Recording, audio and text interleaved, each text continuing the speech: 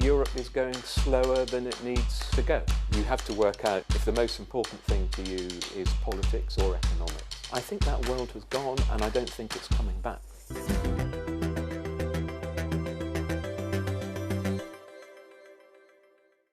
Welcome to The Big Question, the series from Euronews where we tackle some of the biggest issues on the business agenda. I'm Eleanor Butler, and today I'm joined by Lord Jonathan Hill, former EU Commissioner for the Capital Markets Union and financial advisor.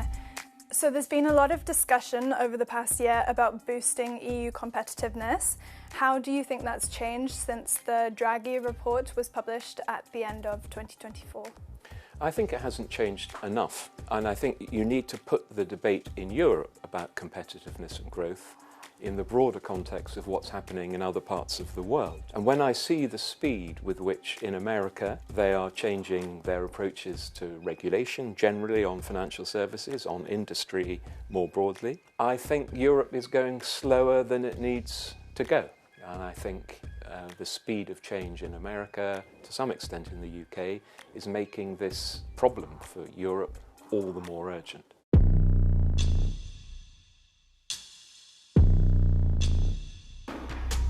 Tell me exactly what financial competitiveness means for you when we're talking about the EU. So first of all, you want to be able to attract more companies to come to the EU and grow in the EU and employ people in the EU in order to provide more jobs for people, help them have more savings for their old age, and also to generate more wealth. You can then invest in the growth of the economy. Most of the finance in Europe for investing in companies, for lending money to companies so they can grow, comes from the banking sector. And if you don't have the conditions in Europe that encourage those banks to lend money to European and other businesses to help start up businesses or existing SMEs to grow more, then you don't get that employment, the wealth, the savings. When I look at the position of European banks today compared with when I was here 12 years ago, they're weaker today. Back then, the European economy was bigger than the US.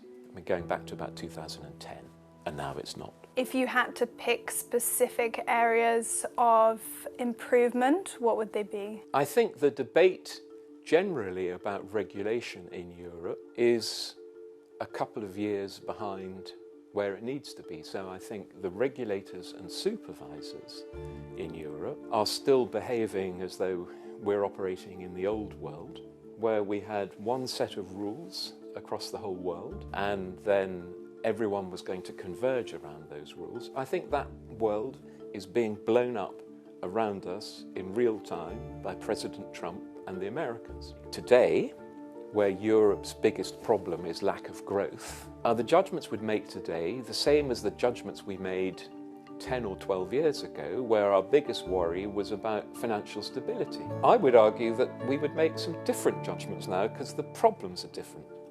But too often, I think, in the regulatory world, they don't want to have the discussion. And both the Capital Markets Union and the Banking Union have been in the works for a very long time. How far off completion, in your opinion, are we? So the Banking Union, I think we're nearer completion. There's the European Deposit Insurance Scheme, which has still not been put in place, and we were talking about that when I was here 10 years ago. And that is politically very difficult.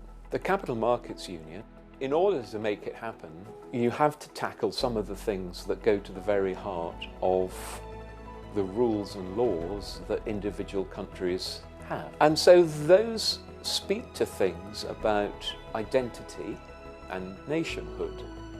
And as we know, right across Europe and in my own country, issues of identity and nation are what are driving a huge amounts of the politics in all our countries. Do you think that one of the solutions to this could be promoting the idea of being European as opposed to, or I suppose in conjunction with feelings of nationalism?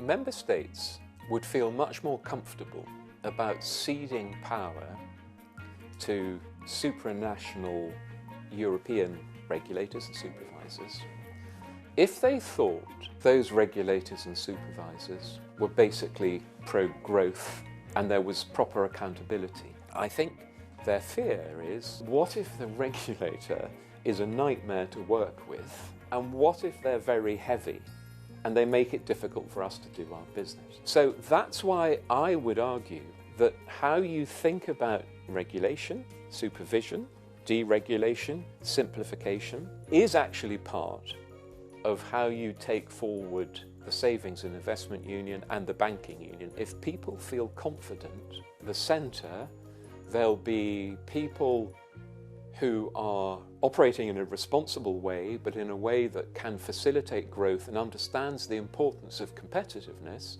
I think the argument about centralisation becomes easier to make. And you're a European Commissioner before Brexit, and you are a British politician. What type of relationship would you like to see between the UK and the EU's Capital Markets Union? You have to work out if the most important thing to you is politics or economics. So, from an economic point of view, I think having a strong capital markets in London has proved still helpful to European businesses because they're able to get investment at lower costs through London than they would if you didn't have a strong, deep capital markets on your doorstep. It makes sense for Europe, I think, and the UK, London, to cooperate, because it doesn't seem to me likely that Europe is going to be able to develop a single centre that is going to be able to challenge New York anytime soon. The story of the last 10 years has been no one else in Europe, I'm afraid, has become a global financial centre. The main beneficiary of Brexit from a financial centre point of view and financial service point of view has been New York. It's not been anyone in Europe. Some centres in Europe have done a little bit better. London has done a little bit worse. The big winner has been America. So I think there is a clear practical case for UK and EU to carry on working together more closely. The politics of that are not straightforward, and I think it will take some time before I think people in Europe feel that they can take that step. Certainly from a British point of view, they'd be very keen to talk about that starting tomorrow. That's fascinating. That's all we have time for, but thank you so much for sharing your insights and for coming on The Big Question. Thank you very much.